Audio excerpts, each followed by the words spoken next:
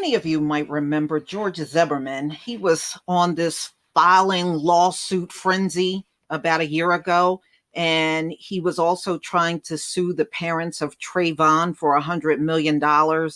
And I know that ain't going to go anywhere, but only in America will they allow the murderer to sue the victim's family for money. This shouldn't even be allowed. But in this crazy, corrupt, good for nothing country, they would allow it. So he also filed a lawsuit against Pete Buttigieg and Elizabeth Warren for $265 million over defamatory Trayvon tweets.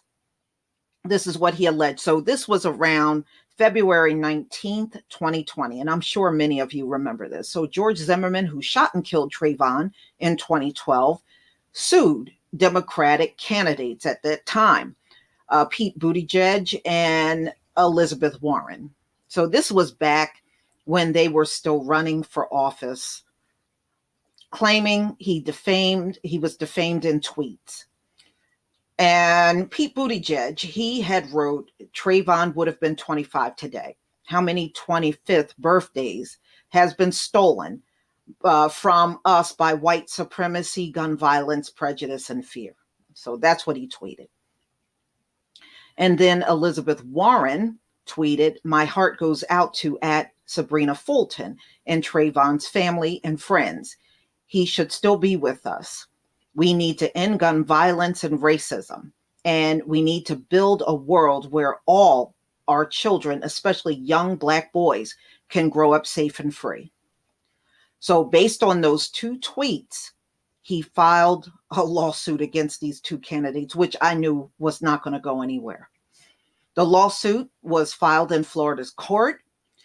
Defendant Buttigieg, then defendant Warren, defamed Zimmerman for political gain and misguided and malicious attempts to bolster their standing among African-American voters, all at Zimmerman's expense. Oh, poor Zimmerman. Oh, poor big coconut head Zimmerman. It also alleged that Buttigieg and Warren acted with actual malice in posting the tweets, and says that the tweets are not an account of two sides of an issue that raise questions in the reader's mind. Zimmerman was a neighborhood watch volunteer in Florida community when he shot Martin after a confrontation between the two. Actually, that was not a confrontation. He was just trying to walk home, and Zimmerman followed him. That was not a confrontation. Okay, so he was charged with second-degree murdering. You know, he got out of the whole thing, like many do, for killing Black people in America. The tweets have been the focus of defamation lawsuits in regards to high-profile people. Before late last year, a jury decided that Elon Musk, calling a man who assisted in rescuing 13 people. Okay, I don't want to hear all of that. That has nothing to do with George Zimmerman or Trayvon or Elizabeth Warren or Buttigieg. Has nothing to do with that. They always like to throw a twist into everything, and sometimes it's not even appropriate. So, ladies and gentlemen, I want to give you the update on this case. There is an update. So, this is Courthouse News Service, and Courthouse News, according to them, George Zimmerman, a federal court in Florida, granted Pete Buttigieg and Elizabeth Warren's motion to dismiss George Zimmerman libel and defamation suit relating to tweets the politicians made about the shooting of Trayvon Martin.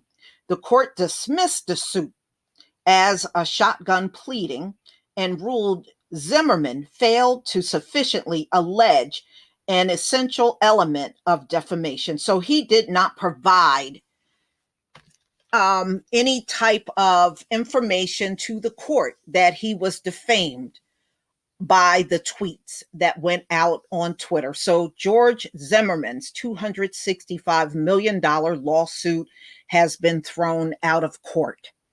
So that is it. That's the end. And I'm glad. He doesn't deserve anything. So we still got to watch for the one he filed on Trayvon's parents. I'm sure that's not going to go nowhere, but we shall see if there's going to be an update about that this year.